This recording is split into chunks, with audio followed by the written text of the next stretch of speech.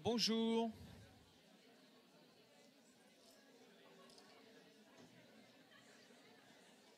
C'est normal que ça fait ça? Non. Il est coupé? Oui, peut-être qu'on allait le mettre en grand. Non, non. Il est en grand là. Ça c'est juste mon écran à moi, mais normalement il est en grand. Oh, c'est bizarre. Il s'est mis en... Il était bien tout à l'heure. Je peux le refaire? Sinon le relancer pour qu'il s'ajuste?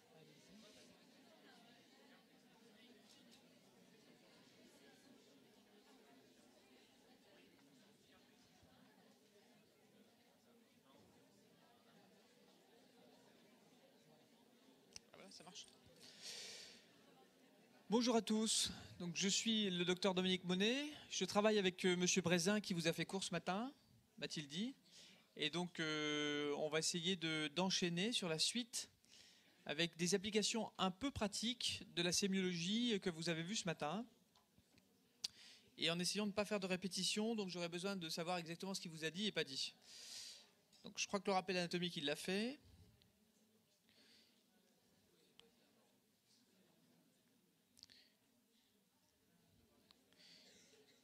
Je vais insister, voilà, il a dit que ça, il était passé très très vite, sur cette sémiologie qui correspond aux signes cliniques qui touchent la rétine. Alors quels sont-ils? Le premier d'entre eux est ce qu'on appelle les corps flottants, et le terme médical, c'est les myodésopsies. Alors myodésopsie, c'est toutes ces images dites entoptiques, c'est-à-dire qui ne correspondent pas à quelque chose d'extérieur à l'œil, mais qui sont dues à un trouble des milieux intraoculaires et en l'occurrence vitréens. Donc si vous avez des opacités dans votre vitrée, vous allez dans certaines circonstances voir ces espèces de mouches volantes décrites par les patients ou toiles d'araignée. Donc ça c'est vrai chez les patients myopes notamment. Et donc chez les gens qui ont un décollement postérieur du vitré, à ne pas confondre avec le décollement de la rétine. Et donc le vitré a tendance à se condenser et à faire des petits amas, et donc on voit ces petits points, c'est les myodésopsies. Alors est-ce que les myodésopsies sont quelque chose de grave? Donc en troisième année on ne fait pas de pathologie, mais je vais quand même faire des petites parenthèses pour vous initier à la suite de vos études. Les myodésopsies ne sont pas des choses graves, c'est un signe clinique banal en ophtalmologie.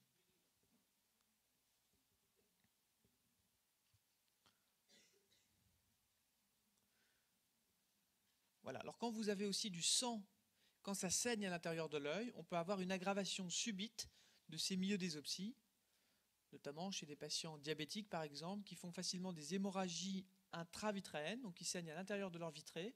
Ils vont avoir une multitude de myodésopsies. Là, elles sont déjà plus importantes et un peu plus graves. S'il y a un terme que vous ne comprenez pas ou une notion que vous ne comprenez pas, je vous incite à m'arrêter à tout moment. Le deuxième, ce sont les phosphènes. Donc, qu'est-ce qu'on entend par phosphène? C'est éclair lumineux. Donc ça, c'est un flash lumineux dû à une stimulation de la rétine.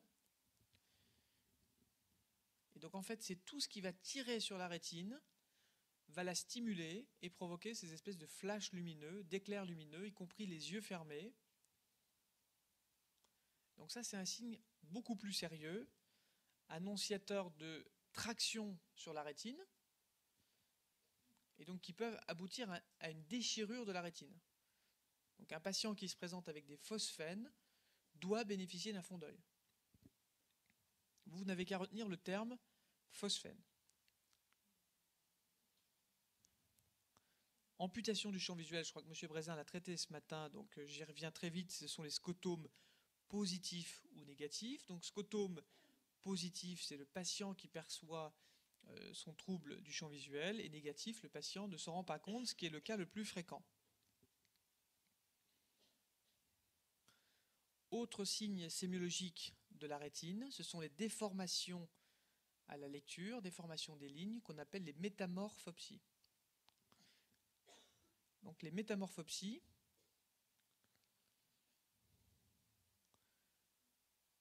c'est la ligne droite que vous voyez courbe. Donc le patient qui voit des ondulations lorsqu'il lit. Donc ça signe une atteinte de la macula, la zone centrale de la vision.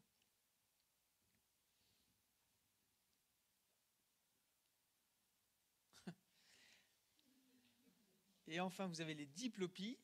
Donc la diplopie, c'est évidemment de voir double, et on distingue la diplopie monoculaire de la diplopie binoculaire. Donc on ferme un œil, et elle est dite monoculaire si elle persiste à l'occlusion d'un œil. Donc la diplopie monoculaire, quand elle est monoculaire, c'est une raison ophtalmologique pure. C'est soit une cataracte, soit un problème lié à l'œil. Lorsqu'elle est binoculaire, c'est plus souvent un problème neurologique ou de paralysie oculomotrice. C'est les deux yeux qui ne travaillent plus tout à fait ensemble. Voilà pour les termes sémiologiques sur lesquels je voulais revenir. Donc retenez bien les myodésopsies, les phosphènes et les métamorphopsies, qui sont les trois signes sémiologiques cliniques qui appellent à une pathologie de la rétine.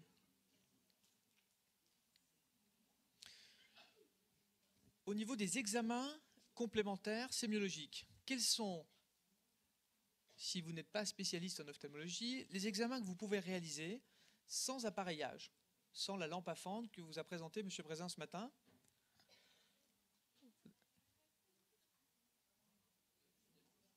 Non, il vous a fait la lampe à fente ce matin, mais il n'a pas fait ce que vous pouviez faire sans lampe à fente. Ça aussi? D'accord. Très bien. Donc sur les examens complémentaires, donc ça, il ne vous a pas parlé d'angiographie. Donc un des moyens d'explorer la rétine en examen complémentaire,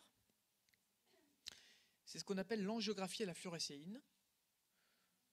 Donc on injecte un produit colorant dans les veines du bras, et les vaisseaux de la rétine ont la particularité d'être étanches.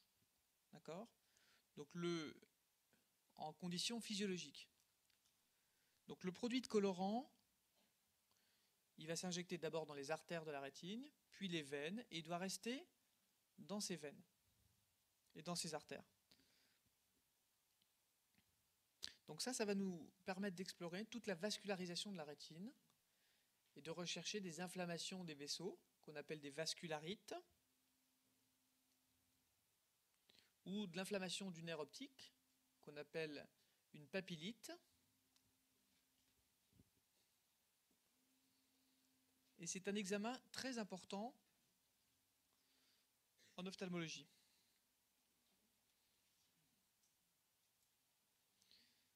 Alors voilà l'image de ce que ça donne. Vous avez l'examen, vous avez une angiographie à la fluorescéine, et on voit cette fluorescence, d'accord, qui reste dans les vaisseaux. Donc là, ce qui est bien imprégné sont les artères. Là, vous voyez une veine avec le colorant qui est sur la paroi des veines et qui est en train de remplir. Donc la macula doit rester sombre, c'est la zone de vision centrale. Et donc s'il y a des anomalies au niveau de la vascularisation de la rétine ou de l'inflammation de la macula ou du nerf optique, c'est l'examen de choix. Donc PEV, ERG, il l'a fait ce matin. C'est ce qu'il m'a dit, hein. Je suis au téléphone il y a une demi-heure. Il est allé vite, mais c'est pas très très important. On est obligé de vous en dire un mot, mais ce n'est pas des notions indispensables. Donc je vais vous dire un mot de l'échographie et de l'examen en OCT, qui sont aussi des examens complémentaires souvent utilisés pour l'œil. Alors d'abord, le premier d'entre eux, qui est l'échographie. Ça, c'est un peu vrai dans toutes les spécialités. On s'en sert en mode A ou en mode B. Donc quand est-ce qu'on se sert de l'échographie en mode A en ophtalmologie? En fait, c'est pour calculer la puissance des implants intraoculaires qu'on va mettre dans l'œil, quand on opère de la cataracte notamment. Donc l'échographie en mode A va nous permettre de calculer la longueur axiale de l'œil. À partir de cette longueur axiale, on en déduit si l'œil est myope, hypermétrope, et on va mettre l'implant qui va corriger la métropie. M. Brézin vous a dit ce matin que les yeux hypermétropes étaient des yeux trop courts, que les yeux myopes étaient des yeux trop longs. Voilà, une des façons objectives de voir si l'œil est trop court, trop long ou à la bonne taille, c'est grâce à l'échographie en mode A. Et puis, il y a l'échographie en mode B. Donc là, vous avez une représentation de l'échographie en mode A, donc qui donne des pics, des échos à chaque fois qu'elle rencontre une structure différente. On voyait le pic de la cornée, puis le pic de la rétine, et puis le pic du cristallin au centre. Et donc on va calculer la distance entre la cornée et la rétine. D'accord ? Et la longueur normale d'un œil, on a dû vous le dire ce matin, donc environ 23 mm, 23 à 24 mm. Donc quand c'est plus grand, c'est plutôt un œil myope, quand c'est plus court, c'est plutôt un œil hypermétrope. Donc ça, quand on fait la chirurgie de la cataracte, tous les patients ont une échographie en mode A. Ensuite, il y a l'échographie en mode B qui va nous servir à chaque fois qu'on ne voit plus le fond d'œil. Imaginez que votre patient a saigné dans son œil, on essaye de lui faire un fond de l'œil, il y a un trouble des milieux, on n'a plus accès à ce qui se passe derrière. Ou le patient a une opacification de son cristallin, pareil, avec nos instruments, on ne peut plus voir ce qui se passe derrière. Et donc c'est là que l'échographie prend tout son intérêt, en passant derrière, et notamment on va rechercher à chaque fois s'il y a un décollement de la rétine, comme vous pouvez le voir sur cette image. Donc on a l'œil, c'est toute cette zone, et on voit la rétine, qui en l'occurrence, vous voyez, est détachée.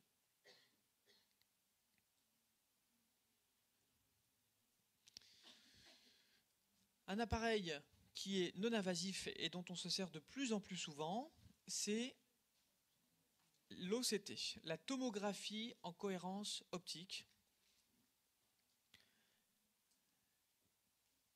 Et c'est le même principe qu'une échographie, mais au lieu d'utiliser des ultrasons, du son, pour faire l'image et les échos, là on va utiliser de la lumière. Mais exactement sur le même mode que l'échographie. Donc cette lumière est produite par une diode, va être projetée sur la rétine, et puis va être réfléchie par la rétine, et c'est l'analyse de cette réflexion, comparée à un faisceau de référence, qui va nous permettre de définir les structures oculaires. On a quasiment des couches histologiques, vous voyez, grâce à cette reconstitution en fausse couleur. Là, on a la macula, d'accord, cette dépression fovéolaire où il n'y a plus de vaisseau. Donc ça, c'est un patient strictement normal. Et puis on voit l'épithélium pigmentaire qui supporte la rétine, et on arrive presque à distinguer les couches de la rétine exactement comme vous les avez apprises en histologie, notamment avec la couche des photorécepteurs, la couche des fibres optiques qui est plus superficielle et hyper réflective. Donc ça, c'est un instrument dont on se sert de plus en plus parce qu'il est non invasif, donc il est sans danger pour le patient. À l'inverse de l'angiographie, on est obligé d'injecter un produit à l'intérieur des veines. Là, on n'injecte rien du tout. Et donc on va s'en servir pour étudier tout ce qui est macula. Et là, vous avez un exemple d'un patient, vous voyez une macula normale, et vous voyez un patient qui a donc un œdème maculaire. Vous voyez, on voit ces poches de liquide qui se sont accumulées au niveau de la macula, et on a même un petit décollement de la rétine à cet endroit-là. Donc on n'est pas à retenir tout ça. Par contre, à votre avis, quel signe clinique présente ce patient avec une pathologie maculaire?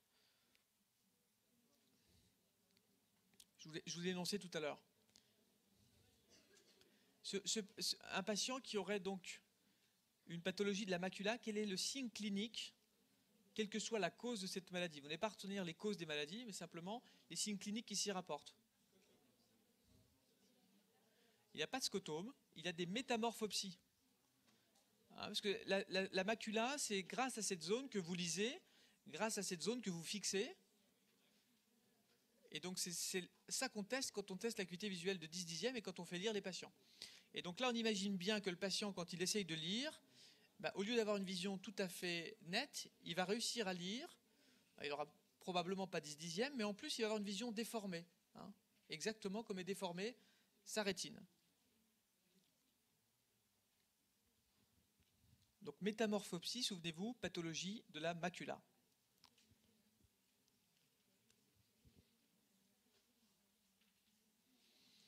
Donc ce matin, voilà pour les examens complémentaires. Pas de questions? Tout vous paraît clair? Vous avez dû faire champ visuel, vision des couleurs, tout ça, je ne reviens pas dessus. Donc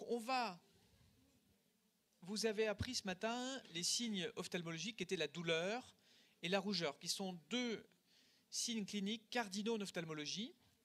Et on va essayer de les appliquer, c'est-à-dire qu'en fonction de la baisse d'acuité visuelle, vous avez vu tous ces signes cliniques ce matin, rougeur, douleur, baisse d'acuité visuelle, tonus oculaire, pupille. Et on va regarder en fonction des combinaisons de ces différents signes cliniques, quelle pathologie, quelle affection, ce ne sont pas des pathologies, mais vers quelle partie de l'œil cela doit vous attirer et vous conduire. Donc, ça c'est très important. En cas d'hémorragie sous-conjonctivale, donc ça c'est du sang bloqué sous la conjonctive, comme son nom l'indique, hémorragie sous-conjonctivale. Et vous voyez, ce tableau est fait de telle sorte que, en fonction des signes cliniques présentés par le patient, vous retrouviez la pathologie. C'est le principe. Donc, il y a une rougeur. À votre avis, elle est localisée, diffuse? Elle est diffuse. Elle est plutôt diffuse en cas d'hémorragie sous-conjonctivale. C'est un œil qui est totalement rouge. Est-ce que ça fait mal? Pas mal. Donc ça ne fait pas mal. La plupart du temps, en fait, c'est pas le patient qui se plaint, mais c'est un ami qui lui dit « Ouh là là, mais t'as l'œil tout rouge, tu devrais aller consulter ton ophtalmo ». Lui ne ressent la plupart du temps rien du tout. C'est peut-être déjà arrivé à l'un d'entre vous. Donc c'est des petits vaisseaux qui éclatent dans l'œil. Donc tout ce que je vous raconte là, c'est en dehors du contexte traumatique. On reviendra dans un contexte traumatique dans la deuxième heure, d'accord ? Y a-t-il une baisse d'acuité visuelle? Je vous ai dit, le patient ne s'en rend même pas compte. Donc le sang bloqué sous la conjonctive, il n'y a pas de baisse d'acuité visuelle. Le patient voit strictement normalement. A-t-il un problème de tonus oculaire? Il n'y a aucune raison. Donc il a un tonus oculaire strictement normal. Enfin, sa pupille, est-elle déformée ou pas? Elle est strictement normale. Ça, c'est l'hémorragie sous-conjonctivale. Ensuite, on peut avoir une inflammation de l'épisclère, qu'on appelle l'épisclérite. Alors, il y a beaucoup de causes. Encore une fois, vous n'avez pas retrouvé les causes. Donc, l'épisclérite, c'est un œil qui est rouge.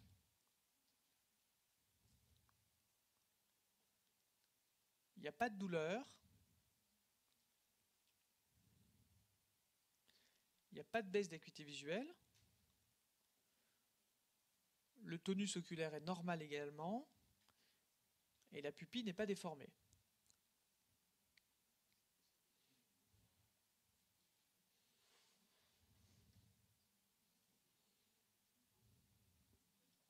Donc l'épisclère, c'est la couche qui est juste au-dessus de la sclère, comme son nom l'indique, qui comprend la tenon, qui n'est pas une inflammation très grave.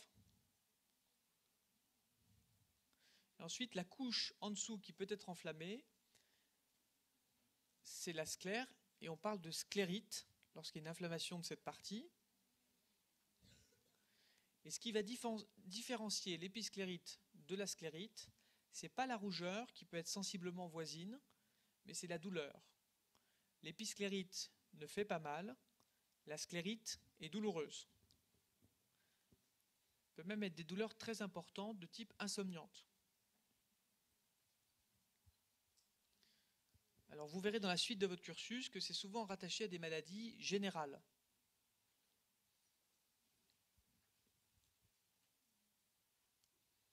Notamment des affections rhumatologiques. Vous n'allez pas retenir ça pour le moment. Dans la sclérite, la plupart du temps, il n'y a pas de baisse d'acuité visuelle. Le tonus oculaire est normal et la pupille n'est pas déformée. Ensuite, vous avez toutes les affections qui touchent la conjonctive. Donc, les affections de la conjonctive, c'est évidemment la conjonctivite notamment, qui peut être de beaucoup de causes, allergiques, virales, bactériennes, etc. Mais comment au niveau sémiologique elle se caractérise? C'est un œil qui est également rouge, avec une rougeur qui peut être localisée ou pas. Plus que rouge, même c'est souvent rosé, c'est-à-dire que c'est un rouge un peu pâle. Ce n'est pas des yeux rouges vifs. Alors, ce n'est pas vraiment une douleur, on parle de gêne oculaire. C'est des sensations de grains de sable dans les yeux, mais ce n'est pas une gêne qui va empêcher de dormir. Quand on parle de douleur ophtalmologique, c'est des douleurs qui sont gênantes au point d'empêcher de dormir. C'est un peu comme ça qu'on fait la différence avec la gêne occasionnée par une conjonctivite. Dans une conjonctivite, dans une affection de la conjonctive, y a-t-il une atteinte de l'acuité visuelle? Non, jamais. Ça, c'est très important. Quand vous aurez des cas cliniques, quand il y a baisse d'acuité visuelle, c'est plus la peine de penser à conjonctivite, il faut penser à quelque chose de plus grave. Dans la conjonctivite, le patient garde son acuité visuelle. Le tonus oculaire est normal, il n'y a aucune raison qu'il soit diminué ou augmenté, et la pupille est normale. Ensuite, on passe à la kératite, qui est une atteinte de la cornée. Alors la cornée a cette particularité d'être l'organe le plus innervé de tout le corps. Dans la cornée, il y a 1 million de nerfs, de terminaisons nerveuses. C'est-à-dire que la moindre affection de la cornée va avoir un retentissement en termes de douleur de gêne très importante. Ça, c'est le petit grain de sable que vous avez dans l'œil qui est coincé sous la paupière. Vous avez tous ressenti un jour, ça fait affreusement mal. Vous le cherchez, vous n'avez même pas à le voir. Et pourtant, la douleur est déjà insupportable. Votre œil pleure. Et ça peut provoquer des lésions de la cornée. Une lésion de la cornée s'appelle une kératite. Une kératite. Ça donne souvent l'œil rouge. Et la gêne est souvent très intense. Y a-t-il une baisse d'acuité visuelle? Oui, puisqu'on touche à la cornée, et c'est à travers que la cornée, c'est le hublot qui vous permet de voir. Donc s'il y a des rayures sur la cornée, s'il y a une affection de la cornée, on imagine bien que l'acuité visuelle va diminuer. Y a-t-il un problème de tonus oculaire? Non, il n'y a aucune raison, la pupille n'est pas déformée, on est toujours à l'extérieur de l'œil.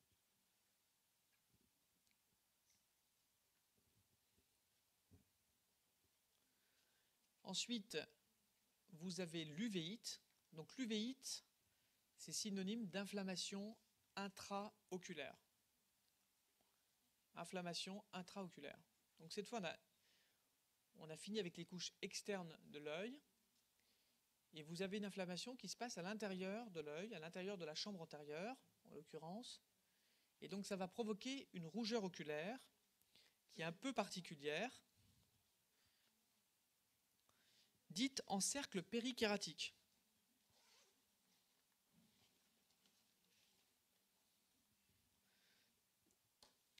Dite en cercle périkératique, c'est-à-dire que la rougeur va prédominer autour de la cornée. D'accord? Quand on dit rougeur en cercle périkératique, je vous montrerai tout à l'heure un exemple, la rougeur prédomine sur le pourtour de la cornée, entre le blanc de l'œil et la cornée transparente. Donc ça signe une pathologie intraoculaire. Y a-t-il une douleur? Oui. C'est généralement très douloureux. Il y a une baisse d'acuité visuelle dans une immense majorité des cas.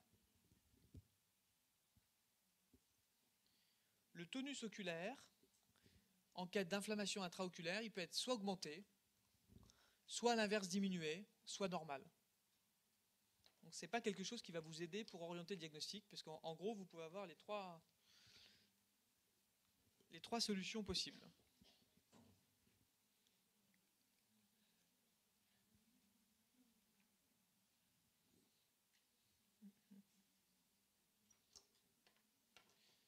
Et enfin, la pupille est-elle déformée? Ben oui, on a dû vous montrer ce matin des synéchies irido-cristalliniennes. Donc en cas d'inflammation intraoculaire, l'iris a tendance à coller sur la capsule antérieure du cristallin pour provoquer ce qu'on appelle des synéchies. Donc ce sont les synéchies irido-cristalliniennes. Mais elles ne se forment pas toujours au début de l'uvéite. Donc elles peuvent être présentes ou absentes. C'est clair pour tout le monde, ce tableau est quasiment à prendre par cœur.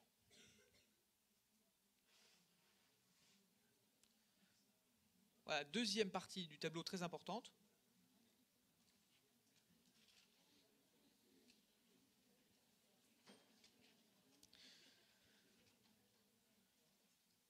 Donc on est toujours avec nos signes cliniques. Et cette fois, vous avez une hypertonie oculaire très importante, dont la principale pathologie est le glaucome par fermeture de l'angle. Dans ces cas-là, la rougeur est présente, la douleur est très intense, il y a une baisse d'acuité visuelle et le tonus oculaire est très élevé. Là, quand vous faites votre palpébie manuelle, vous avez l'impression de toucher une bille de bois ou une bille de verre, tellement l'œil est dur. Et quand vous éclairez votre pupille avec la lampe, l'œil n'est ni serré, ni dilaté, il est entre les deux. On parle de semi-mydriase. Et en fait, cette pupille ne réagit plus. Elle est comme bloquée. Vous verrez par la suite que c'est expliqué par le mécanisme lui-même de glaucome par fermeture de l'angle. Donc ça, c'est une tension oculaire. Une tension oculaire normale, c'est en gros en dessous de 20 mm de mercure, compris entre 10 et 20 mm de mercure.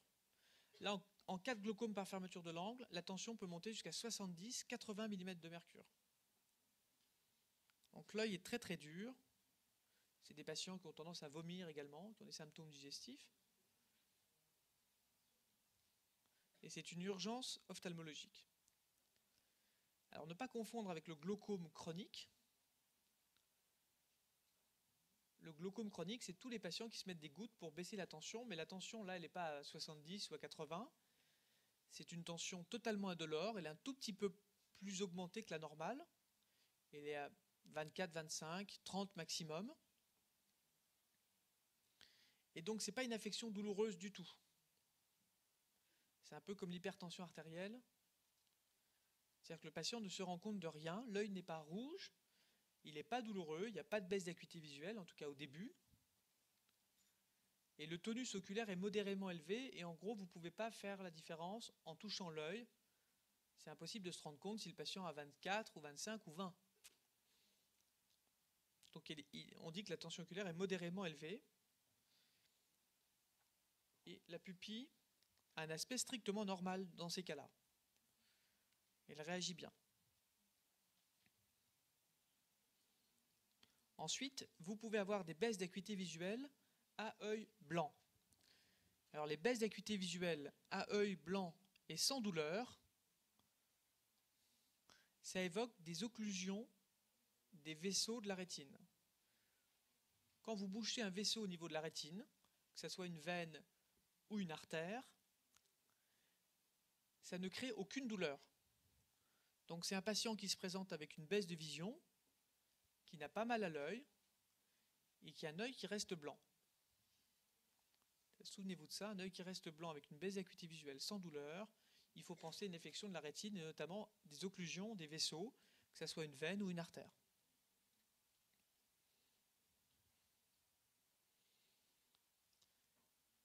Une autre pathologie qui se développe sur un œil blanc, c'est le décollement de la rétine. Donc un décollement de la rétine, ça ne fait pas mal. L'œil n'est pas rouge. Le tonus oculaire est normal ou peut-être légèrement diminué. La pupille est strictement normale.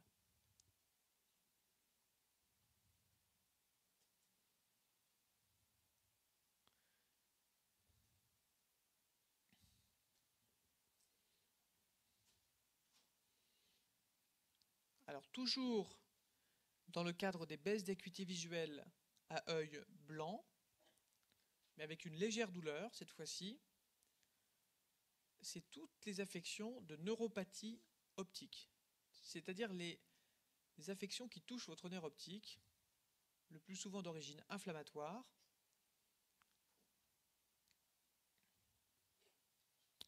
Et la douleur, il y a une particularité ici qu'il faut retenir, c'est que la douleur est augmentée par les mouvements du globe oculaire. Quand vous faites regarder sur le côté, en haut, à droite, à gauche, à votre patient, la douleur augmente. Et en fait, quand vous faites ça, vous mobilisez le nerf optique. Et comme le nerf optique est enflammé, est-ce que quelqu'un sait où je pourrais prendre du courant? Comme vous mobilisez le nerf optique, en fait, la douleur va augmenter lorsque l'œil bouge. Parfait.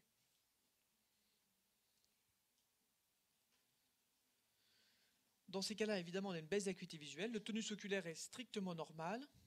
Et on peut avoir un réflexe photomoteur légèrement diminué ou ralenti. C'est des pupilles qui réagissent pas très bien à la lumière. En fait, c'est le nerf optique qui va conduire la lumière pour provoquer le réflexe photomoteur. Et dans ces cas-là, ça va se faire de façon ralentie.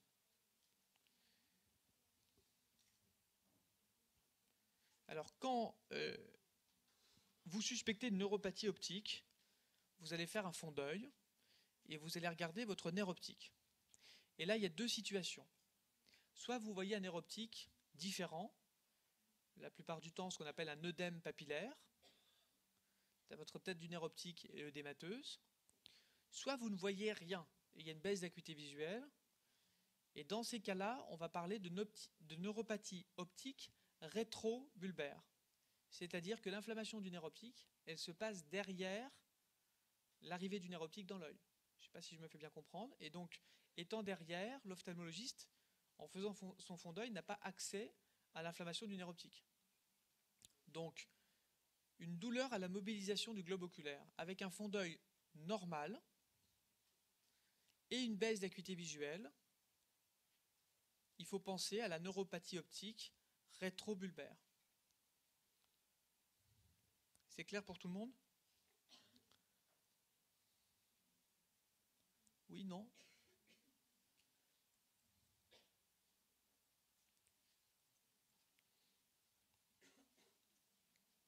En gros, il y a deux types de neuropathies.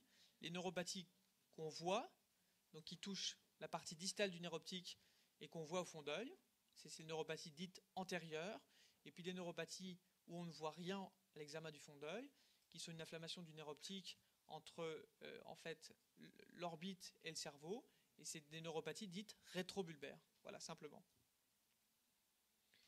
Alors, je vais vous montrer quelques photos pour prolonger la sémiologie. Donc là, vous avez un œil rouge. On va parler de l'image de gauche, celle-ci. La rougeur, vous la qualifieriez de comment?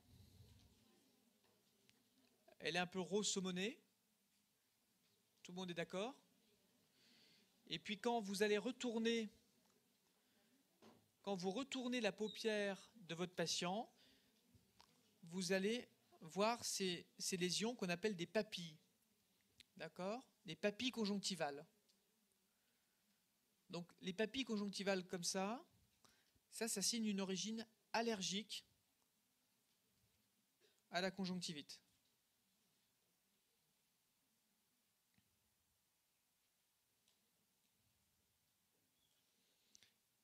Ici, vous avez l'image d'épisclérite avec une rougeur très localisée.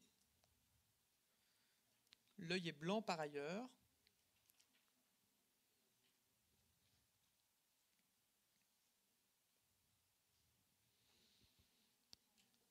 Cette rougeur oculaire, vous la qualifieriez comment?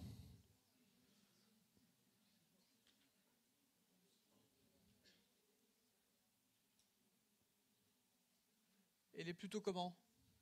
Localisée, diffuse? Elle est plutôt diffuse. Est-ce que vous pensez que le patient a mal, n'a pas mal? Il a pas mal. Et donc vous pensez à quoi? Voilà, c'est une hémorragie sous-conjonctivale typique. Donc c'est souvent très impressionnant. Il n'y a aucun caractère de gravité.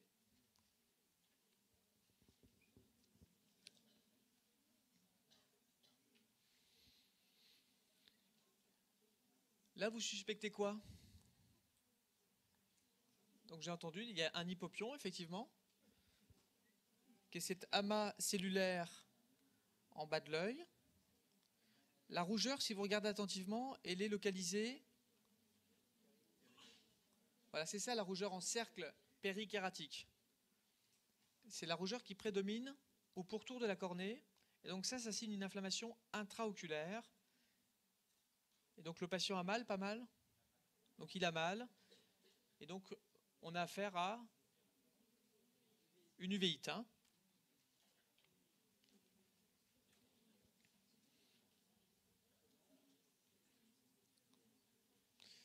Parfait. Alors, je ne sais pas si tout le monde voit bien. Là, c'est un terme, je pense qu'on ne vous a encore pas exposé.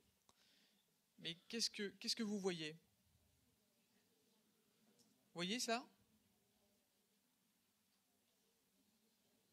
Et puis là, c'est bombé. Vous voyez ou pas? C'est tout boursouflé. Le blanc de l'œil est tout boursouflé. Rempli d'eau. Donc ça, en fait, le terme, pour ça, on parle de chémosis. C-H-E-M-O-S-I-S.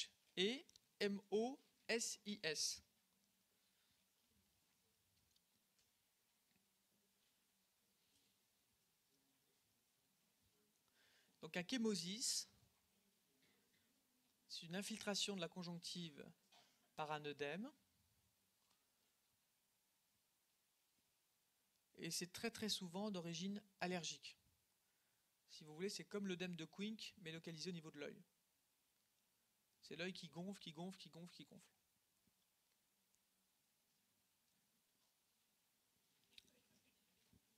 Donc souvenez-vous du terme chémosis.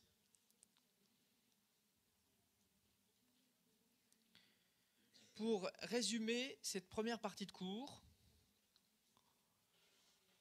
lorsque vous avez affaire à un œil rouge, une baisse d'acuité visuelle et une douleur, il faut se souvenir par cœur de ces 3 causes possibles. Et grossièrement, c'est dans l'ordre décroissant de la douleur. La première, c'est l'hypertonie oculaire sévère, 70-80 mm de mercure. Dans la première cause est le glaucome par fermeture de l'angle. La deuxième, c'est l'uvéite antérieure.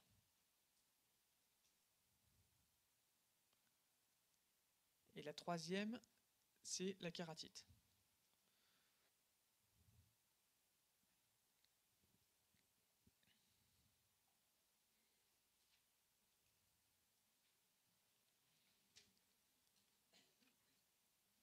Souvenez-vous d'un œil rouge sans baisse d'acuité visuelle, sans douleur.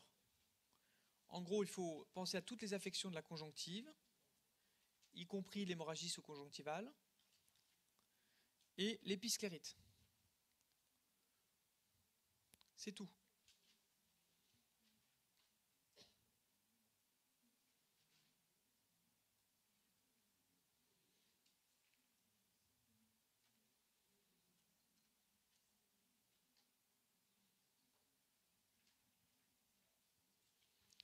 Enfin, un œil qui est blanc avec une douleur. Œil blanc avec douleur, finalement, est une situation assez rare qui se voit dans les troubles de la réfraction de type hypermétropie, que vous avez vu ce matin, non corrigé. C'est le patient qui compense son trouble toute la journée à la longue. Il va avoir des douleurs oculaires, notamment le soir. Et tout ce qui est trouble de la convergence, c'est-à-dire que les yeux ne travaillent pas ensemble et le patient n'arrive pas à loucher pour lire.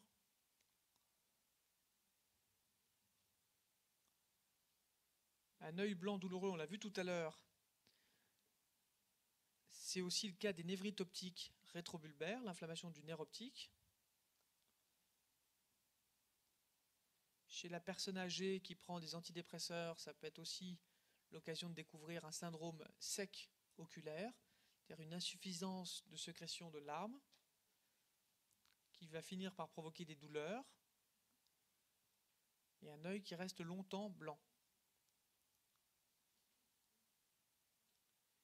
Et puis il y a le piège de l'œil blanc avec des douleurs intermittentes qui peut annoncer une pathologie plus grave, comme c'est le cas du glaucome par fermeture de l'angle. Avant d'avoir un glaucome constitué, le patient fait des mini-blocages et donc il y a des douleurs qui viennent, qui repartent, qui viennent, qui repartent, qui viennent, qui repartent, avant d'être continues.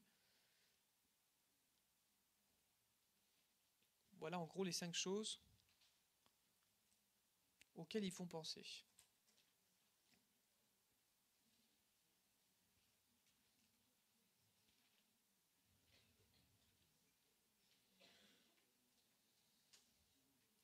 Voilà sur l'œil rouge, l'œil douloureux, la baisse d'acuité visuelle, qui sont encore une fois les points cardinaux de l'examen ophtalmologique. Est-ce que vous avez des questions sur cette première partie?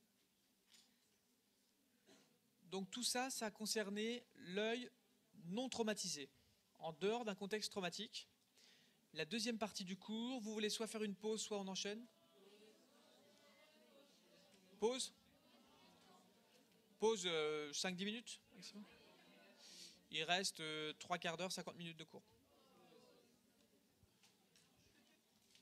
Donc on reprend à 3 heures pile.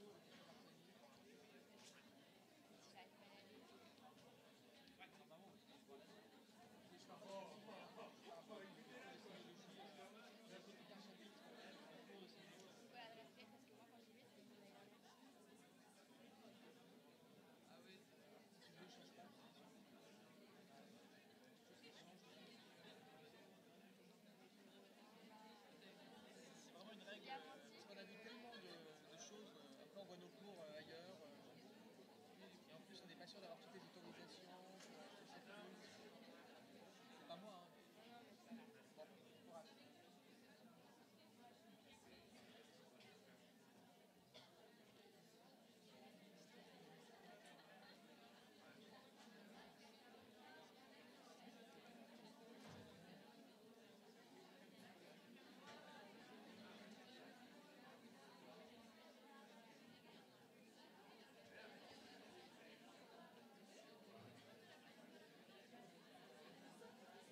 Je voulais vous demander, en fait, vous disiez les phosphènes, c'est des flashs lumineux et qui peuvent être assez graves. Ouais. Et comment on fait, par exemple, pour faire la différence avec un patient qui aurait une migraine avec aura, qui n'en aurait jamais eu avant, qui a des genres de fontaines lumineuses, enfin Donc ça arrive, on peut avoir des auras, mais bon, c'est souvent suivi par de la migraine. Le Oui, contexte donc est à ce très moment-là, différent. on attend un peu, Voilà. puis on voit si... Bah, on attend, le patient fait souvent le temps sait qu'il lui-même, vienne, le ouais. temps qu'il vienne consulter, il a souvent déjà la migraine. D'accord. Et la migraine suit les Assez phosphènes rapidement qui et... disparaissent au moment où il a la migraine. Donc, D'accord. voilà. Et puis le contexte est aussi important dans les phosphènes. Si ça touche un patient myope, pas beaucoup plus s'inquiéter que ça touche un patient hypermétrope. Ah, parce que la myopie, ça favorise... Ça favorise de beaucoup les phosphènes et le risque de décollement de rétine. D'accord. Et si on fait ça, comment on appelle ça, tu sais, quand on... Souvent chez les myopes d'ailleurs, il paraît, quand on regarde des surfaces blanches ou ce genre de choses, on a justement On a souvent beaucoup plus de myodésopsies. Oui, voilà. Parce qu'en fait, les myodésopsies sont gommées par le cerveau. On les a tout le temps, Ouais. mais il arrive à gommer les images parasites. Mais si vous regardez une surface blanche avec des caractères noirs, là, le cerveau a besoin d'un contraste maximum. Ouais. Il recherche blanc sur noir. Et là, il va faire ressortir toutes les images blanc sur noir, y compris vos petites taches dans l'œil. Ah, ok. C'est pour ça que ça ressort plus facilement Voilà, à ce moment-là. Merci. Je t'en prie.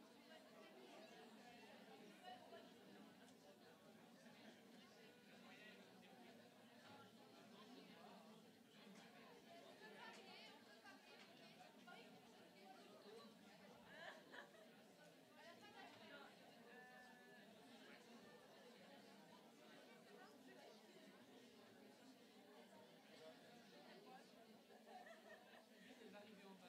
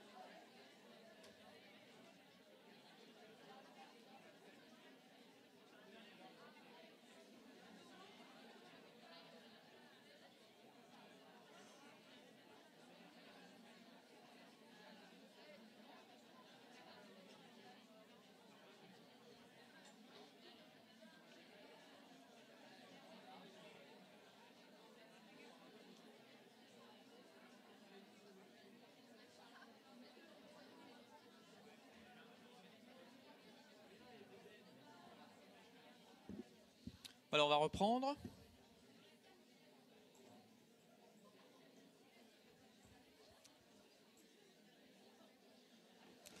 S'il vous plaît.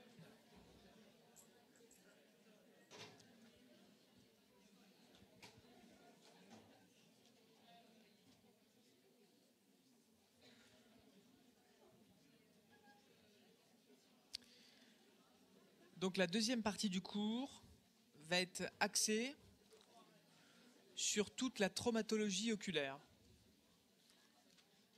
Donc c'est un cours que vous n'aurez jamais par la suite.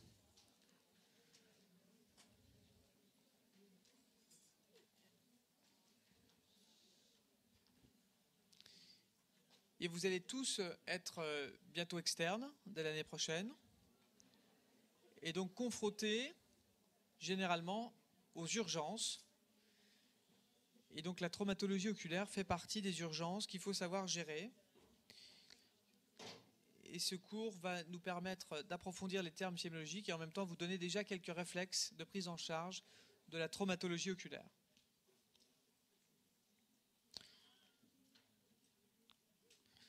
Alors quel est le rôle de l'externe dans un service d'urgence et notamment quand il reçoit un patient présentant un traumatisme oculaire ou une agression oculaire? En premier lieu, toujours se souvenir que l'œil finalement reste un organe fonctionnel. Et donc il faut évidemment, avant de prendre en charge l'œil, quelle que soit la gravité, quel que soit parfois le caractère très impressionnant de cette urgence, chercher s'il n'y a pas une urgence vitale à côté et qui va primer.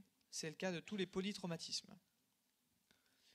Vous devez systématiquement d'évaluer l'acuité visuelle lorsque le patient arrive aux urgences, c'est médico-légal, pour savoir en fait si cette acuité visuelle reste stable, s'aggrave ou s'améliore dans le meilleur des cas. Votre but va être de savoir évaluer la gravité d'une blessure oculaire et notamment de savoir déterminer s'il y a besoin de l'envoyer à l'ophtalmo ou si vous pouvez le garder dans des urgences généralistes. Et puis il y a des réflexes qui sont indispensables, où il va falloir instaurer un traitement immédiat.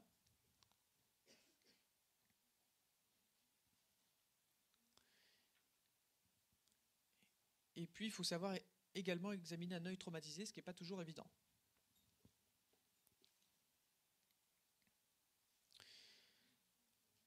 Donc on a quitté tout ce qui était non traumatique, tout ce qui était médical, pour se retrouver dans tout ce qui est traumatisme oculaire. Et donc on va partir de l'orbite, tout ce qui est autour de l'œil, pour rentrer progressivement à l'intérieur de l'œil jusqu'à la rétine, pour aller jusqu'au traumatisme rétinien.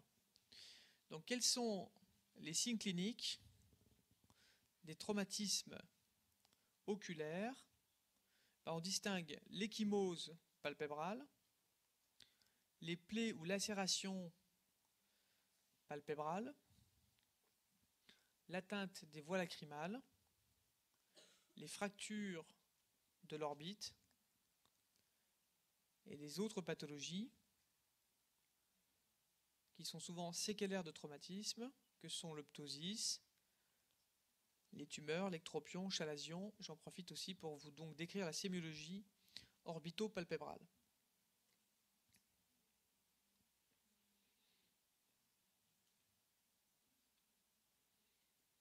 Donc on va revenir brièvement sur chacune d'entre elles. Comment se présente une ecchymose palpébrale? Donc une ecchymose palpébrale, je vais redétailler de toute façon chacun des items. L'ecchymose palpébrale, c'est pour votre concierge, c'est l'œil au beurre noir, avec souvent l'œil fermé. Et donc vous retenez le terme d'ecchymose palpébrale, ça fait mieux. Et donc en face d'une ecchymose palpébrale, il faut toujours penser que ça peut être plus grave. Et vous allez rechercher des signes cliniques d'une fracture orbitaire. Et on va revenir sur les signes cliniques de la fracture orbitaire tout à l'heure. Et puis à l'interrogatoire, il faudra rechercher un contexte. Dans quel contexte est arrivée cette ecchymose palpébrale? Est-ce que c'est un simple coup de poing? Est-ce que c'est un patient qui travaillait avec des produits métalliques notamment, qui vont vous faire rechercher un corps étranger métallique intraoculaire ou rien du tout. C'est très souvent douloureux.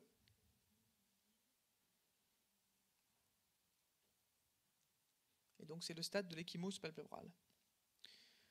Le deuxième stade, c'est la plaie de paupière.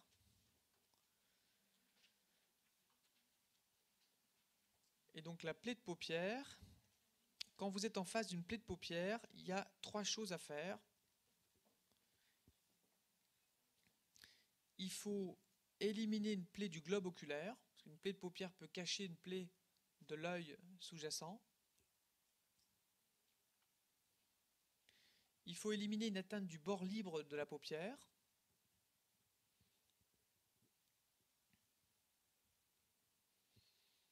Et il faut vérifier si votre releveur de la paupière fonctionne bien. Est-ce que l'œil continue à s'ouvrir normalement? Ou est-ce qu'il y a un problème à ce niveau-là? Donc vous n'avez pas à retenir le traitement, mais simplement les 3 choses que vous devez vérifier devant une plaie de paupière. Le traitement, vous le verrez par la suite. Donc après la plaie de paupière, c'est la plaie des voies lacrymales. Et quand est-ce que vous allez suspecter une plaie des voies lacrymales? C'est lorsque votre plaie de paupière se rapproche de l'axe médian, se rapproche du nez. Vous savez qu'il y a des voies lacrymales qui passent à cet endroit-là.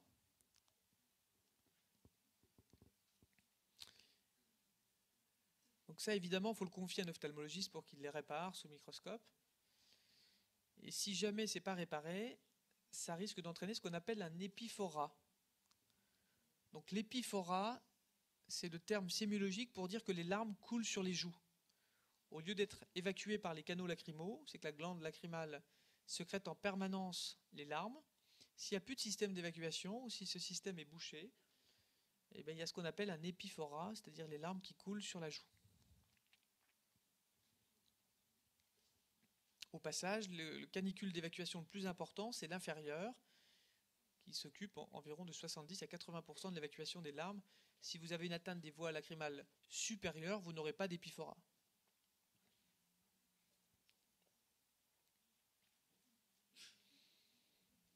Alors la fracture orbitaire, la plus fréquente, c'est celle du plancher de l'orbite. Donc vous savez que le corps humain est bien fait, puisqu'en fait l'os qui entoure l'œil est plus fragile que l'œil lui-même. Autrement dit, quand vous allez prendre un coup de poing violent dans votre œil, ce n'est pas l'œil qui va éclater, mais c'est l'os qui va casser avant. D'accord? D'où cette fréquence de la fracture du plancher orbitaire. Vous voyez le mécanisme ici. En fait, la paroi inférieure de l'œil va s'effondrer dans le sinus maxillaire pour ne pas finalement que l'œil soit traumatisé. Donc dans ces cas-là, on n'a qu'une peur, c'est que le nerf optique ait été traumatisé en même temps par l'importance du choc, ce n'est pas des petits chocs. D'où l'importance de rechercher l'acuité visuelle quand votre patient arrive. Toujours tester est-ce que votre patient arrive.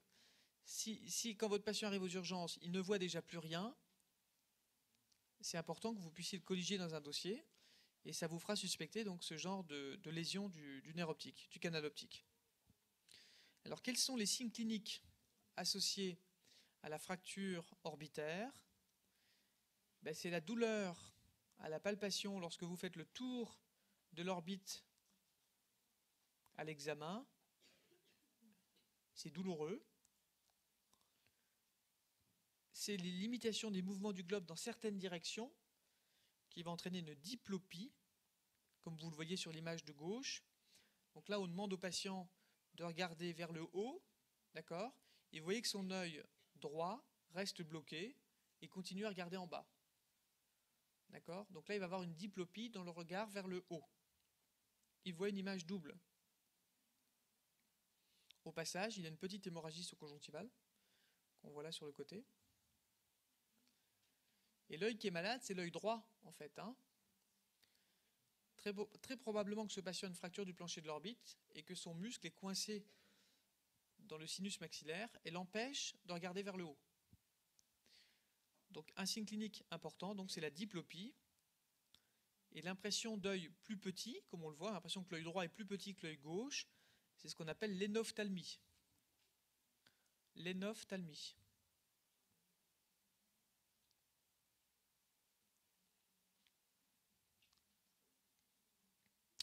Enfin, il peut avoir une perte de la sensibilité de la joue. Donc ça, c'est ce qu'on parle d'hypoesthésie ou d'anesthésie dans le territoire du nerf en question.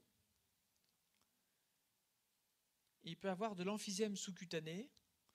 Donc l'emphysème sous-cutané, c'est quand vous allez palper la peau, on a l'impression comme si on marchait dans la neige. Ça, c'est un signe d'emphysème sous-cutané.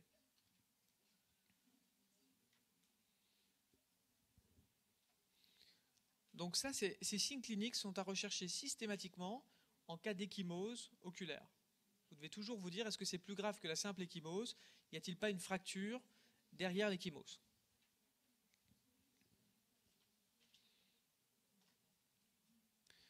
Alors, les autres pathologies des annexes et orbitopalpébrales, on va commencer par l'image ici. Donc, quand la paupière est totalement fermée, à gauche pour vous, à droite pour vous, on parle de ptosis. Hein. C'est une ptose complète de la paupière supérieure, c'est un ptosis. Sur cette image où les cils sont rentrés à l'intérieur et frottent contre l'œil. Je ne sais pas si tout le monde voit. Là, on voit les cils normalement exposés. Et puis, vous voyez que là, la paupière, elle est comme enroulée vers l'intérieur de l'œil. Vous imaginez qu'à chaque fois que le patient cligne, il frotte contre sa cornée. C'est relativement douloureux. Ça, c'est un nom. Donc ça s'appelle un entropion. Un entropion. E-N-T-R-O-P-I-O-N.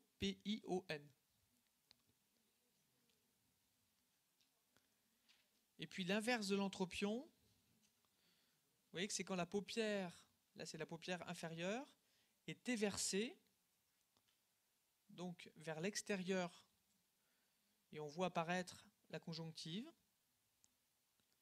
La conjonctive palpébrale est exposée. Là on parle d'ectropion. Ectropion, E-C-T-R-O-P-I-O-N.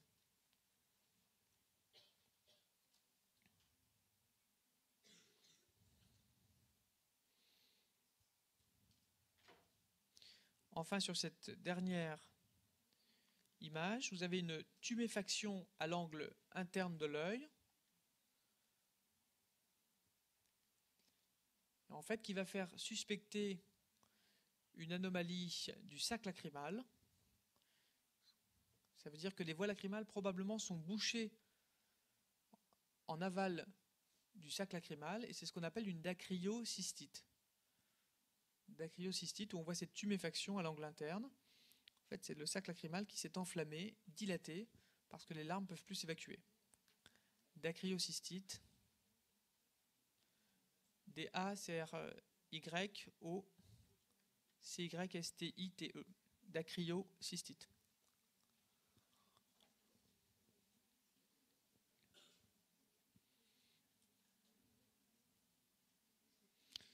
Donc, ptosis, entropion, ectropion, dacryocystite. Alors, les autres pathologies des annexes, vous pouvez avoir des lésions, ouais, c'est de mieux en mieux, vous pouvez avoir des lésions sur le rebord des paupières qui peuvent être totalement bénignes ou tumorales. Donc, une des façons de faire la différence, outre l'aspect, c'est y a-t-il perte des cils en regard de la lésion ou pas perte des cils en regard de la lésion. Lorsqu'en regard de votre lésion, il y a une disparition des cils, ça c'est beaucoup plus suspect, beaucoup plus dangereux. En l'occurrence, il s'agit de carcinome.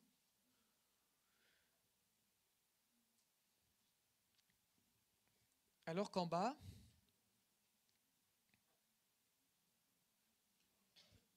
on a affaire à quelle pathologie? Donc il y a deux types de pathologies à retenir qui peuvent, deux termes sémiologiques de la paupière, c'est l'orgelet et le chalazion, qui sont des inflammations des paupières totalement bénignes. Donc l'orgelet est simplement centré par un cil et une infection à la base du cil, alors que le chalazion est à l'intérieur des paupières et dû donc à une obstruction des glandes de mébomus. Voilà en gros les termes sémiologiques que vous devez retenir pour mébomus.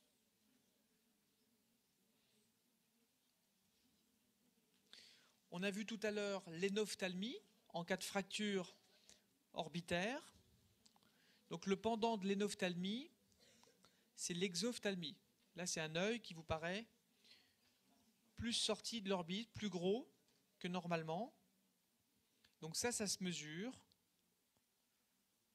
avec l'ophtalmomètre de Hertel, H-E-R-T-E-L. Et si c'est supérieur à 18 mm, on parle d'exophtalmie. Donc l'exophtalmie, elle se voit essentiellement dans deux grandes situations. Les pathologies de la thyroïde,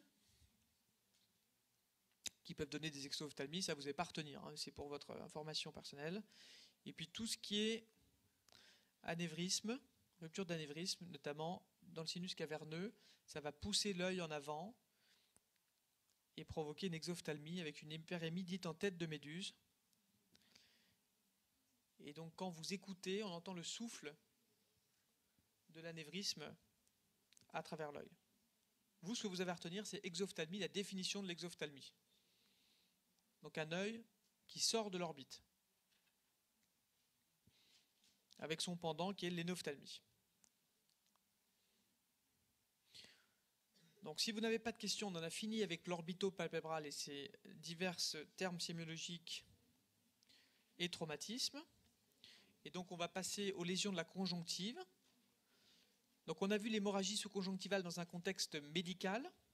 On peut aussi retrouver une hémorragie sous-conjonctivale dans un contexte traumatique. Un patient qui a pris un coup dans l'œil, un petit vaisseau qui éclate, ça peut également provoquer une hémorragie sous-conjonctivale. L'étape d'après au niveau de la conjonctive, c'est la plaie de cette conjonctive, la plaie conjonctivale. Et ensuite, on peut avoir un corps étranger au niveau de la conjonctive. Donc la plaie conjonctivale, ce qui est très important, c'est d'examiner la coque sous-jacente, la sclère. Y a-t-il finalement une plaie en dessous de cette conjonctive?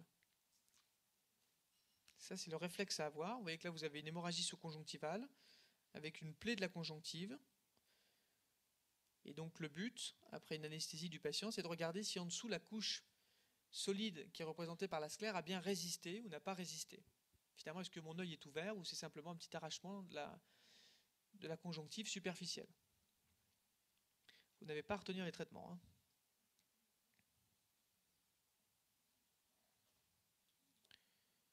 Donc on peut avoir, comme je vous le disais, je vais passer très vite, puisqu'en cas de traumatisme, une hémorragie sous-conjonctivale. Là, ce qui est important, c'est de rechercher si votre œil il est normotone ou pas. Si c'est une simple hémorragie sous-conjonctivale, je vous dis que le tonus restait normal. Maintenant, si c'est une hémorragie sous-conjonctivale parce que votre œil est percé, parce que vous avez une plaie oculaire, alors le tonus oculaire, vous allez avoir un œil mou à côté de cette hémorragie sous-conjonctivale. Mais souvent, le contexte aide énormément. Donc la troisième lésion au niveau de la conjonctive, c'est le corps étranger conjonctival. Donc classiquement, c'est le petit corps étranger qui est bloqué sous la paupière supérieure.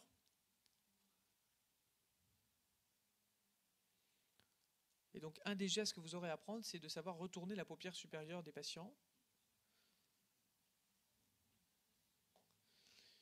Et là, les signes au niveau de l'œil, ça va donner des érosions linéaires verticales sur la cornée, puisqu'à chaque fois que le patient cligne, il vient frotter sur la cornée, et il vient toujours frotter dans le même axe, un axe vertical. Donc quand vous allez mettre votre goutte de fluorescéine, vous allez voir ces stries verticales, cette kératite, toujours dans le même sens, et si vous suivez ces lignes, elles vous orientent vers le corps étranger. Donc c'est en examinant la cornée qu'on va savoir où est placé le corps étranger. Et ça, c'est des douleurs relativement insupportables pour les patients.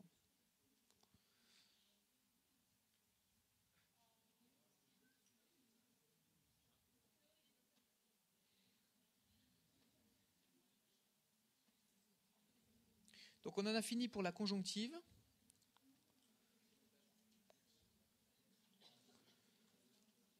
Donc les lésions, ensuite, sont des lésions de la cornée. Après la conjonctive, c'est... Ah.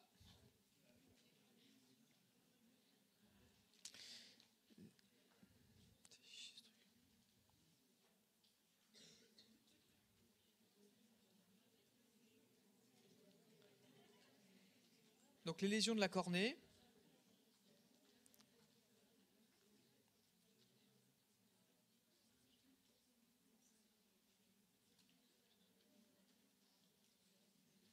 Qui peuvent être de plusieurs types. On peut avoir une érosion cornéenne, une plaie de cornée, un corps étranger sur la cornée, une kératite. Donc dans un contexte traumatique, c'est souvent une brûlure due aux ultraviolets.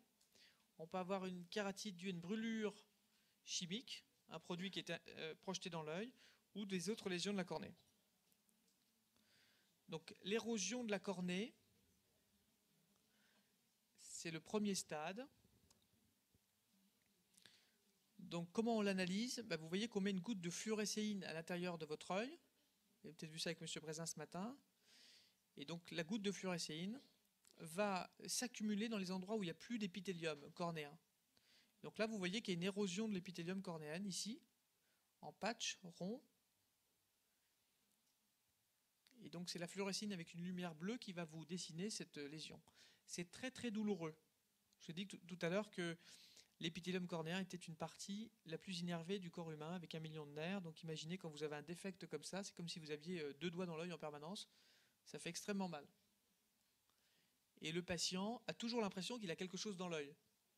On a beau lui dire que probablement que c'était avant que c'est reparti, lui est persuadé qu'il a toujours un corps étranger et qu'il n'a pas un bon ophtalmo qui n'arrive pas à retirer le corps étranger.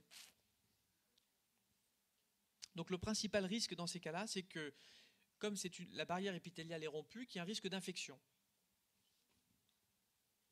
Et le patient, dans ces cas-là, il ne supporte pas la lumière, il est très photophobe. Donc le contexte, c'est souvent le coup d'ongle dans l'œil, le bout de papier dans l'œil, la branche d'arbre dans l'œil, le coup de griffe du chat dans l'œil. Tout ça, ça va provoquer des érosions cornéennes. Et donc on parle d'érosion, de kératite lorsque c'est simplement des stries. Quand c'est plus gros, on parle d'érosion. Enfin, quand c'est très large et surinfecté, on parle d'ulcère cornéen. Donc, retenez les termes pour les affections de la cornée, c'est l'érosion, la kératite et l'ulcère, dans l'ordre de gravité.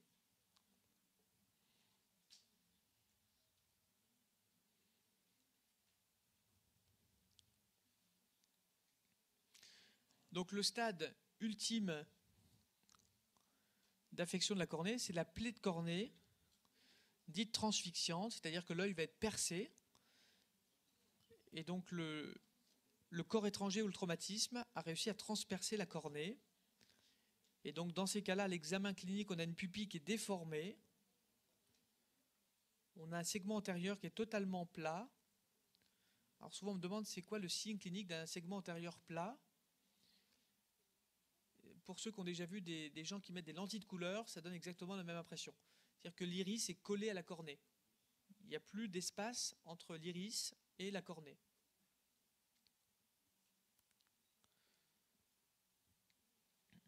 Et donc là, il y a des choses à ne pas faire. C'est quand vous suspectez ça, il ne faut pas faire un pansement oculaire. Ça, c'est le mauvais réflexe. Vous dites, oulala, c'est très très grave, je ne veux plus voir ça, je vais lui mettre un pansement sur l'œil. Et en fait, c'est la chose à ne pas faire, puisque votre compresse, votre pansement, il va appuyer sur l'œil, et ça va continuer de vider le contenu de l'œil à l'extérieur. Désolé pour les images. Et donc, il faut mettre une coque transparente qui va, au contraire, protéger votre œil des traumatismes ultérieurs pour justement éviter d'aggraver la situation.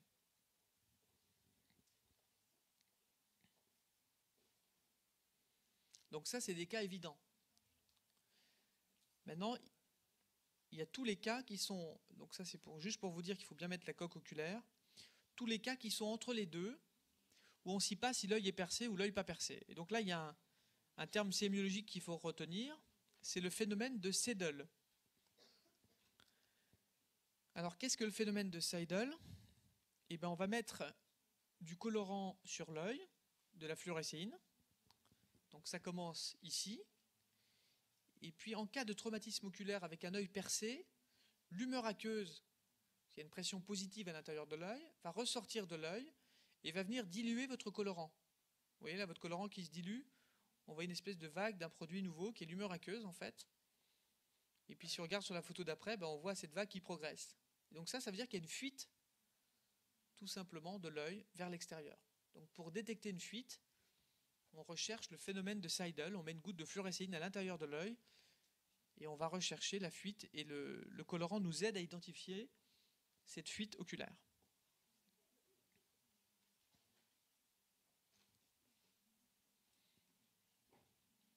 C'est clair pour tout le monde, le phénomène de Seidel? Ensuite, exactement comme on avait un corps étranger sur la conjonctive, on peut avoir un corps étranger sur la cornée. Donc ça, c'est très très fréquent. C'est la cause le plus fréquente quasiment de consultation en urgence en ophtalmologie. Et donc là, le piège, en fait, c'est de passer à côté d'un corps étranger qui serait rentré dans l'œil. Donc là, on le voit très très bien ici. Et paradoxalement, dans ces cas-là, ce n'est pas extrêmement douloureux.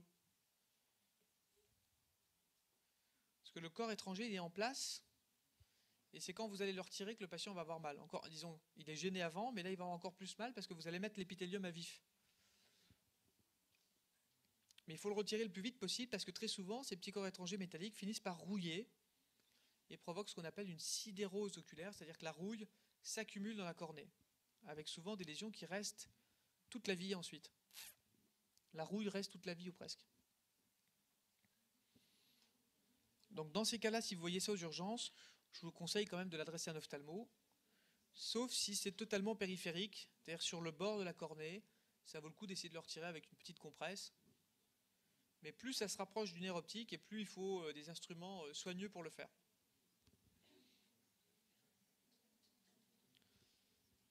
Une autre agression classique de la cornée, c'est ce qu'on appelle une kératite ponctuée superficielle. Donc la kératite ponctuée superficielle, dont une des causes les plus fréquentes, c'est la kératite aux ultraviolets. Il y a deux causes essentielles, c'est les soudeurs à l'arc et l'ophtalmie des neiges. C'est-à-dire que les patients qui sont sur des glaciers qui ne mettent pas de lunettes de soleil, en gros, retenez que c'est comme un coup de soleil sur la cornée. Et donc vous allez voir se piqueter sur la cornée. Donc vous mettez toujours une goutte de fluorescéine et on voit les petits points qui définissent la kératite, ponctuée parce qu'on voit plein de petits points et superficielle parce qu'elle touche la superficie de la cornée. Kératite ponctuée superficielle.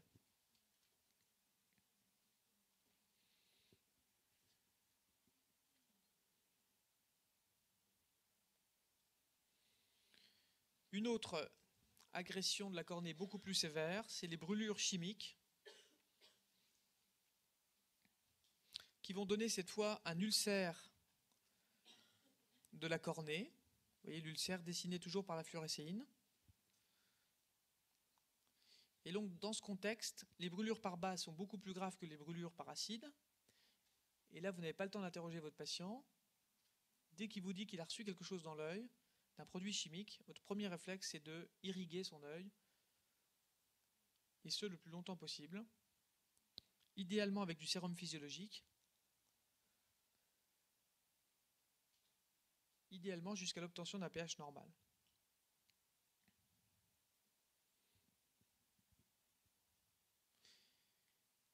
Et là, il y a des petits pièges sémiologiques. C'est que la plupart du temps, l'œil est rouge suite à une projection, sauf dans des cas très très très graves où l'œil peut être blanc. Je m'explique. Votre conjonctive est tellement brûlée par le produit chimique que les vaisseaux ont disparu. Et vous avez un aspect pseudo-rassurant d'œil qui est blanc. En fait, cet œil blanc, c'est le stade ultime de gravité, parce que les vaisseaux ont disparu. Tellement ils ont été agressés par le produit chimique. Donc méfiez-vous de l'œil blanc faussement rassurant. Notamment chez les patients qui ont reçu des bases fortes, s'il y a un blanchiment de la conjonctive, il faut au contraire s'inquiéter. et l'envoyer voir un ophtalmo assez rapidement.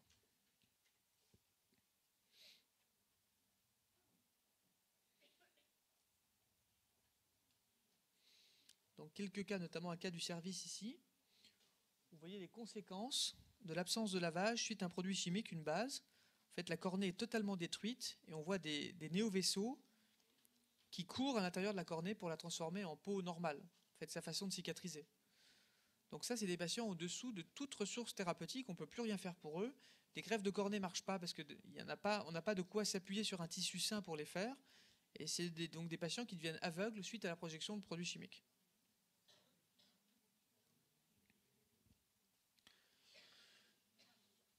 Là, vous avez un exemple.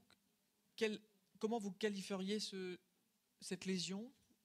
Donc ça c'est après avoir mis une goutte de fluorescéine.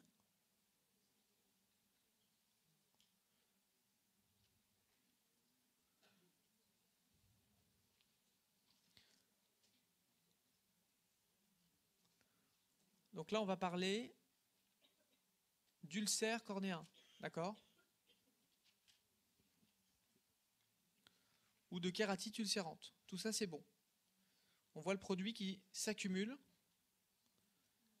la fluorescéine qui s'accumule à l'endroit où il n'y a plus d'épithélium.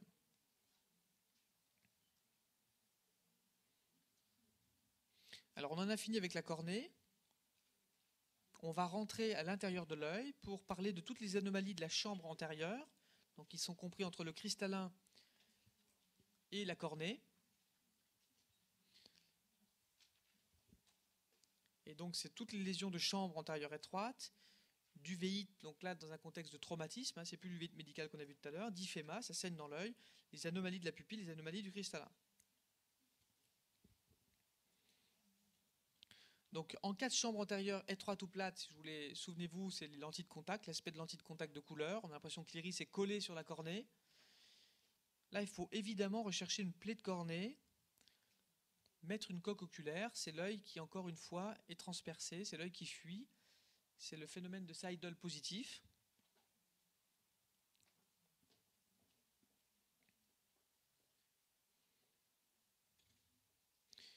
Le deuxième stade, on en a déjà parlé du point de vue médical, c'est l'uvéite, l'inflammation intraoculaire, avec le cercle périkératique, l'hypopion.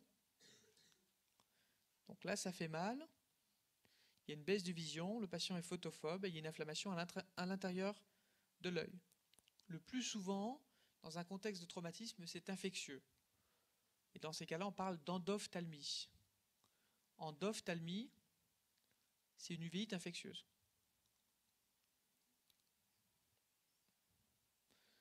Endophthalmie, E-N-D-O, et puis ophtalmie.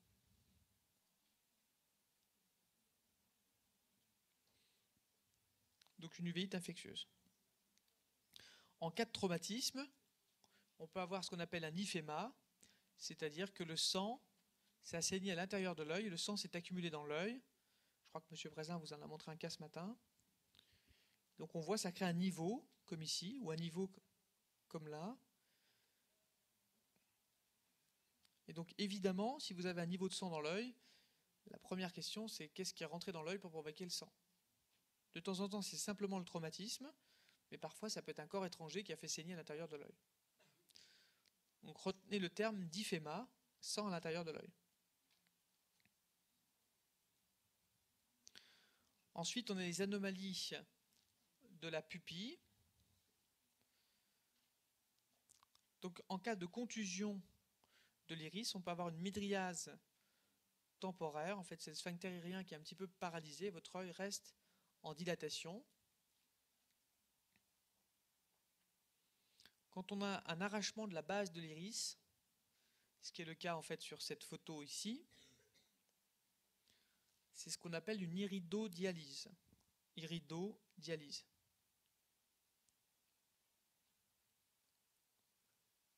Enfin, quand l'iris sort à travers une plaie, c'est tout simplement une hernie irienne.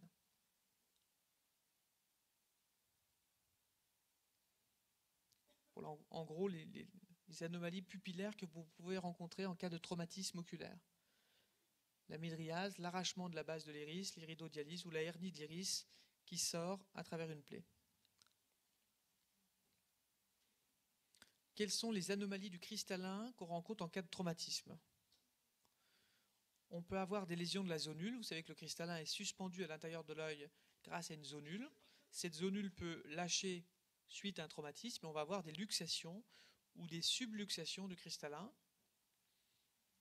Vous avez le cristallin qui se balade à l'intérieur de l'œil, comme ici par exemple.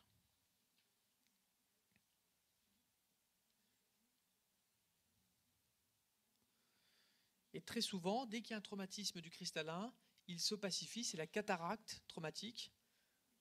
Le moindre traumatisme sur un cristallin va lui faire perdre sa transparence. Et la perte de transparence du cristallin, l'opacification du cristallin, c'est la cataracte. Comme vous avez un exemple ici. Vous voyez que la cataracte devient toute blanche, empêche de voir le patient et empêche d'examiner le fond d'œil.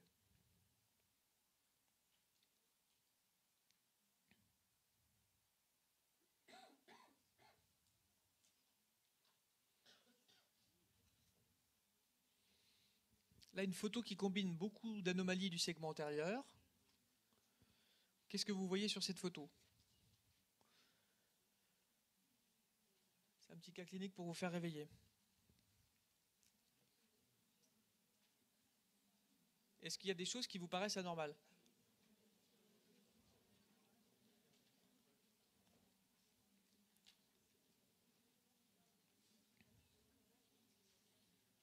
Est-ce que vous trouvez que la taille de la pupille est normale?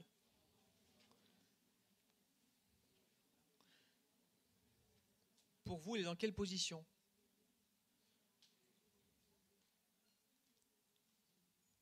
Voilà, elle est en semi-midriase. Je l'ai entendu. Elle est ni dilatée, ni resserrée. Et pourtant, vous avez un faisceau de lumière que vous voyez ici, qui est projeté sur l'œil. Donc normalement, elle devrait être resserrée.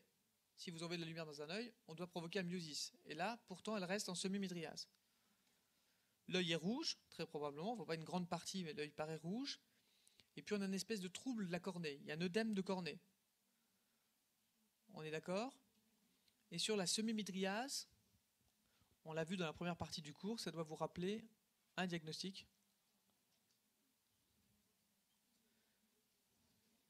Ah, c'est le fameux signe qui oriente vers un glaucome aigu par fermeture de l'angle, donc l'hypertonie oculaire très sévère à l'intérieur de l'angle, et qui va donc provoquer cette iris en semi-midriase. En gros, c'est la seule pathologie qui provoque une semi-midriase, donc c'est assez simple.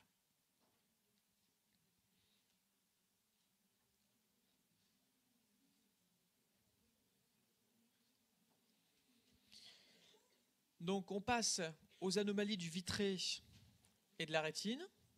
Donc on rentre dans les parties profondes de l'œil. Et en cas de traumatisme oculaire, qu'est-ce qu'on peut avoir? La première des choses, c'est une hémorragie intravitréenne. Ça saigne à l'intérieur du vitré. Et si ça saigne à l'intérieur du vitré, le signe clinique que va présenter votre patient sont évidemment, ils peuvent être de deux ordres selon l'importance de l'hémorragie. J'ai commencé le cours par ça. Pardon? Non, ça fait jamais mal, le sang dans l'œil. Vous pouvez retenir ça, le sang dans l'œil ne fait jamais mal. Non, c'est les myodésopsies. C'est le patient qui va avoir des mouches volantes, tout ce qui se passe dans le vitré. Et quand l'hémorragie est très importante, il voit une espèce de voile rouge qui est en fait le sang à l'intérieur de son œil. Donc, en cas de traumatisme plus important, on peut avoir un œdème rétinien. Donc, la rétine réagit au traumatisme en créant des zones œdémateuses. On peut avoir également une déchirure de la rétine. Déchirure de la rétine qui peut être le stade inaugural ou favorisant d'un décollement de rétine avec le signe clinique qui s'y rapporte. Dès qu'il y a une traction sur la rétine, ça provoque des phosphènes.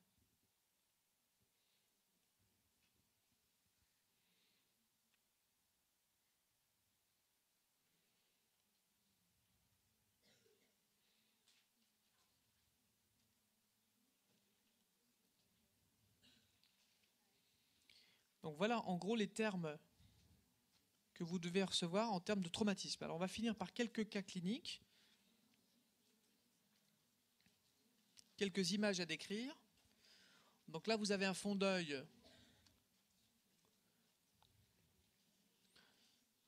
d'un patient qui présente une baisse d'acuité visuelle non douloureuse à œil blanc. Et qu'est-ce que vous voyez sur l'image ?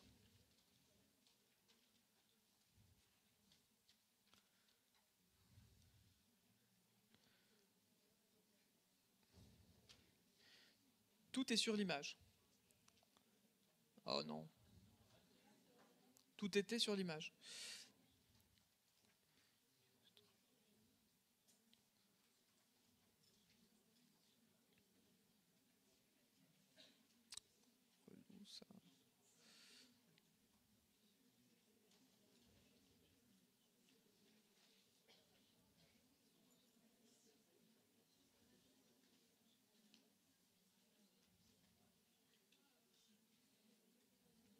Donc sur ce fond d'œil, on va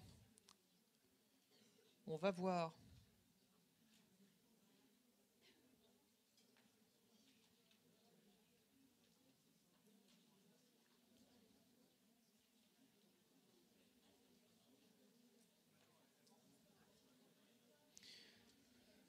voilà, de la rétine qui apparaît normale, c'est toute cette partie-là.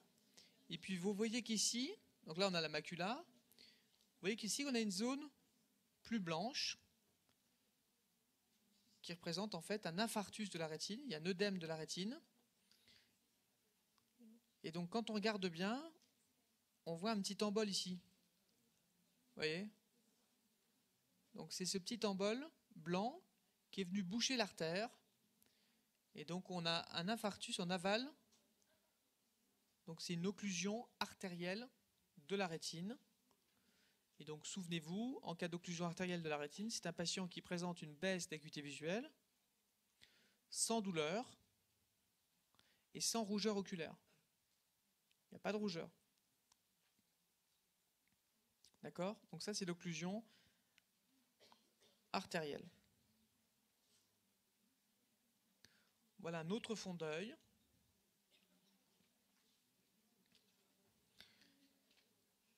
Avec des termes sémiologiques rétiniens que vous devez retenir également. D'abord, vous voyez que le nerf optique, on a du mal à l'individualiser. Il y a ce qu'on appelle un œdème papillaire. Et puis, il y a également de nombreuses hémorragies rétiniennes. D'accord ? Et puis là, il y a ces lésions blanches qui sont ici sur la rétine et qui ont un nom particulier qu'on appelle des nodules cotonneux. Les nodules cotonneux. Et ça, c'est un signe sémiologique important. Parce que quand on voit un nodule cotonneux sur la rétine, ça prouve, c'est un signe qui démontre la présence d'une ischémie rétinienne. Donc si vous aviez à décrire cette image, c'est un œdème papillaire, des nodules cotonneux et des hémorragies. Et on voit même une veine un peu dilatée. Ça, c'est typiquement le fond d'œil qu'on voit dans les gens qui bouchent une veine. On a vu tout à l'heure le fond d'œil des gens qui bouchent une artère, avec un aspect blanc. Et là, en cas d'obstruction d'une veine, il y a une gêne au retour veineux, donc une hyperpression. Le sang sort au niveau de la rétine, provoque des hémorragies, et on voit ces signes de souffrance que sont les nodules cotonneux.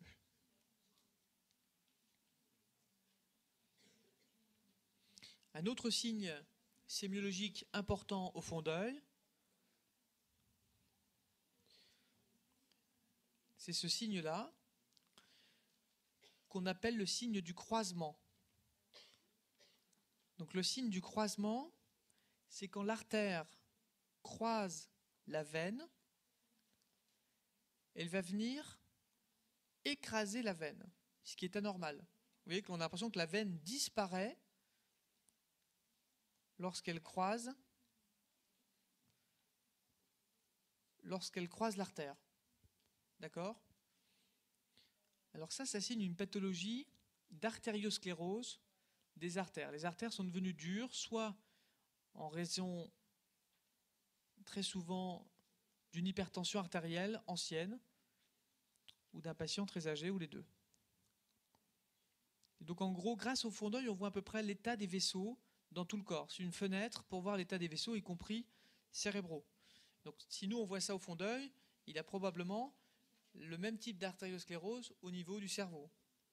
Donc c'est un signe clinique important et qui nous démontre qu'il faut qu'il traite son hypertension artérielle de façon plus importante. Donc souvenez-vous du signe du croisement.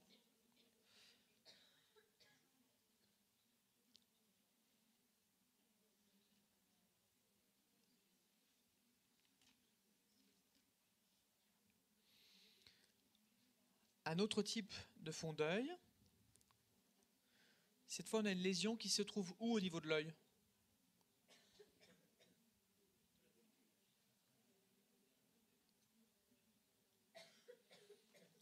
Qui se trouve surtout ici, hein, donc dans la zone de la macula. Là, en fait, on a une cicatrice maculaire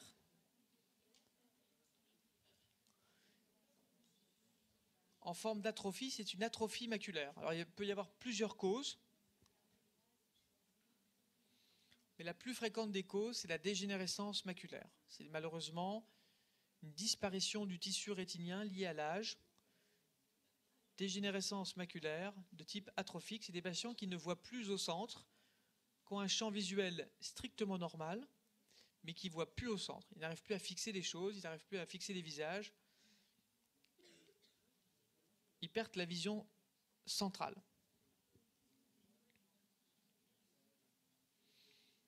Ça, c'est juste une diapo pour vous montrer un nerf optique normal et puis un œdème papillaire. Donc dans les premiers stades de l'œdème papillaire, on n'arrive plus à faire le contour du nerf optique. Là, on voit très bien le nerf optique et puis là, on ne voit pas très bien les bords du nerf optique. Donc là, c'est un œdème papillaire.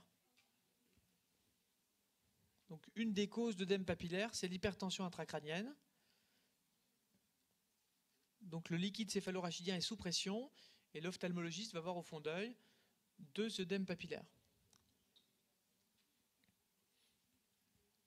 C'est surtout pour vous montrer l'image d'un œdème papillaire.